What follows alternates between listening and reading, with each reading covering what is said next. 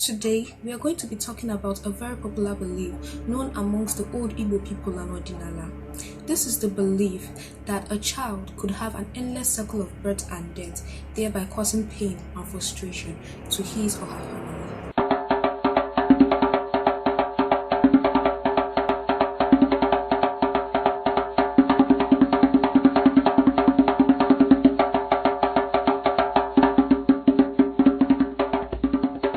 Hi, welcome to Stories, Legends and Myths, where we share stories, folklores, and mysteries that are of African origin. If you're new here, welcome. Please feel free to hit the subscribe button and click on the notification bell so that you won't miss any of our weekly uploads. Now, let's get into the gist for today.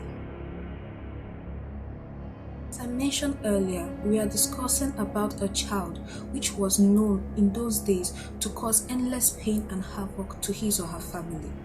This child always had a pattern of being born, reaching a certain age before he or she passed away, and also being born again and continuing the same process. This kind of child was known as Ogbanje in Igbo land, Abiku in Yoruba, and changeling in the English terms. This Ogbanje was one of the most dreaded things amongst families. No family ever wanted to have an Ogbanje as a child or even be associated with an Ogbanje in the first place. The reason why this happens is quite unclear, but it is often speculated that some of the spirits in whatever realm they are in actually get bored and decide to toil or meddle with a human's life by sending one of them as an Ogbanje to actually continue an endless circle of birth and death in that family. This is very catastrophic as families that have these issues are often left distraught. An Ogbanje doesn't have a particular source. Some Ogbanjes actually originate from the marine kingdom and some from the terrestrial kingdom. Either ways, they serve the same purpose and they serve the same functions, regardless of where they came out from or where they originated from. There are several characteristics that define an Ogbanje or that makes them stand out. I only know or I'm only sure of a few, so I am going to share them here. Number one is an Ogbanje is usually a very beautiful child. Most often it is noted that an Ogbanje was actually beautiful beyond words or so pretty beyond words, especially for a child that was born at that particular time. They were perfect looking children, and oftentimes this was very scary because most often people would look at it and they were like, where did this child come from? Are you sure that this child is not an Ogbanje? Number two is that the child is always mischievous, troublesome, or quarrelsome. Most Ogbanje children are known to be great, troublesome people. They are known to be mischievous. They are known to carry out certain attitudes or acts that make people wonder if this person is actually a human being or has an atom of human sympathy. They cause havoc, they do mischievous things, they look for troubles and in general cause pain to the community. Number three is they enjoy their own association or they enjoy staying alone. Most people that are known to be Ogbanjes, they enjoy their own company. They don't mingle much or they don't interact much. And anytime they mingle much, they do it to an excess. From what I heard, they do it to an excess, but most times they enjoy their own company. They enjoy being on their own and having less things to do with other people or other children their age. This in the old times was seen as a weird coincidence or a weird phenomenon for a young child growing up because it was expected for young children to mingle and be part of some activities in the community. And lastly, among the things I know, an Ogbanje usually speaks to themselves and refers to some things as we. Most times it is noted that an Ogbanje usually talks to his or herself. While they are in that their private secluded area, they can be found talking, laughing, or even giggling to themselves. One might be like, why is this child laughing or giggling at this certain point in time when there is no one around him or her? Oftentimes you might ask them some questions and they would reply with, we are. they always say this we. And anytime a child is actually saying we, it actually sends out signals that there are some entities in the room that the parents are not aware of. This was one of the biggest concerns, or one of the strongest ways to catch an Ogbanje, because they believed that an Ogbanje will not just do things freely, and mostly they say odd things when they are not supposed to say them, whereby there is nothing there or anyone to speak to, and this arose a lot of suspicion amongst people and amongst the communities. Well, in the olden days, it is believed that you are able to free a child from this whole Ogbanje thing. You are able to detach that child from the people that are actually sending that child to do whatever he or she is doing and appointing times whereby this child dies.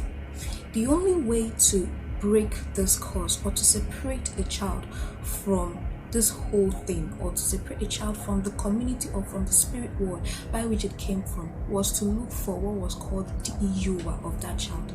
The Iyuwa was said to be a link between that child and the spirit world. Once the Iyuwa exists, the child would have unlimited access and communication to his or her friends, or his or her fellow spirits at the other side. They tell that child what to do, how to act, and even when to die. So in order to make that child live, or in order to be able to maintain that child, it is important to know that back then the Iyuwa needed to be found and destroyed by a dibia, or a native doctor as we call it in English, so that this child will not have any link whatsoever with the spirit world. Oftentimes, this Iyuwa could be buried at the back of the house, under trees, in farmlands, in many weird places. This Iyuwa could either be a stone, or a mirror, or an egg, or something of that nature. It was meant for the dibia to find this Iyuwa and destroy it in order to break whatever circle that this child was entangled with. First of all, they had to determine that this child was an Ogbanje. How do they do it, you may ask? First of all, if the child dies, or if the child passes on, oftentimes they actually create marks on strategic places. This was done by the dibia, and this is used as a sign to spot a child that is an Ogbanje, because oftentimes when the child is born again, the child comes back with such scars and such marks. A better explanation of this is written in Chinua Achebe's book, Things Fall Apart, where Okonkwo's wife, one of Okonkwo's wife, actually had this problem, and the dibia had to do some things to the child, and when she gave birth again, they realized that this thing was still on that child. These marks were still there. When it was found, they allowed the child to grow to a certain extent where the child can be able to talk, and they now ask the child where her Iyuwa is, or where his Iyuwa is.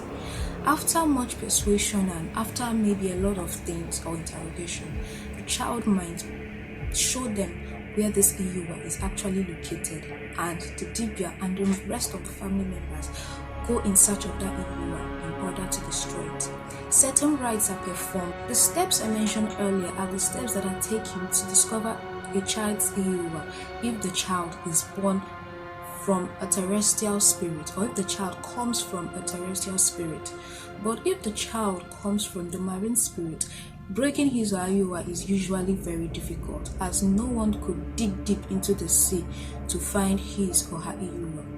What is usually done is a very expensive ritual where jewelries, gold and cowries and a lot of mirrors or things are used to appease the water spirits and to tell them that this child and them have no link in common again, that they don't have anything in common, and they should allow this child to live freely in the land of the living. This was actually performed by a very skilled dibia in order for anything not to go wrong. No one needed mistakes in this, because it was a very fragile ritual that needed someone with much experience and someone who was not able to make any mistakes. Whenever the EUR was broken, it is said that the child would live like every normal child did and live long on earth. It is expected that after this ritual, the child had no link or what connection whatsoever to the spirit world. Rather, they belonged to the land of the living, and they belonged there to the day they actually take their last breath. Whenever a family performs this ritual, there is this sigh of relief. There is this burden that is always lifted off their shoulder, because they are not haunted by the fear of this child dying or this child coming back again to torment them and start that circle all over again. Most of us would be asking this question: is an Ogbanje really real? Is there a child that actually causes this endless circle of birth and death? Well, the answer is I don't know. Research has proven that most of the deaths that were attributed to an Ogbanje spirit were actually deaths of sickle cell children, because back then people just got married and there was nothing like genotype checking or genotype testing. So in those days, pretty everyone got married however they deemed fit. So in most cases, they produced sickle cell children and didn't know about it. And because then there was no scientific knowledge or no medical exposure as we have today, people attributed such deaths to an Ogbanje spirit, that an Ogbanje spirit has actually chosen that home to torment them and to cause whatever pain it is to those children. And it quite made sense, because sickle cell was actually a thing right from the start, but no one knew about it and no one actually had an idea that something like that ever existed. So that would do it today, guys. I hope you found this video quite interesting. Is there anything I missed, or is there anything I couldn't add? Please feel free to tell me in the comment section. I would love to read your comments. Or our Ogbanje is real? Also tell me your thoughts in the comment section. Once again, this is Stories, Legends and Myths, where we share stories, folklores and mysteries of African origin. If you're new here, please don't forget to hit the subscribe button and click on the notification bell so that you won't miss any content like this. So I'll see you same time next week. Remember, stay blessed and stay out of trouble. Bye.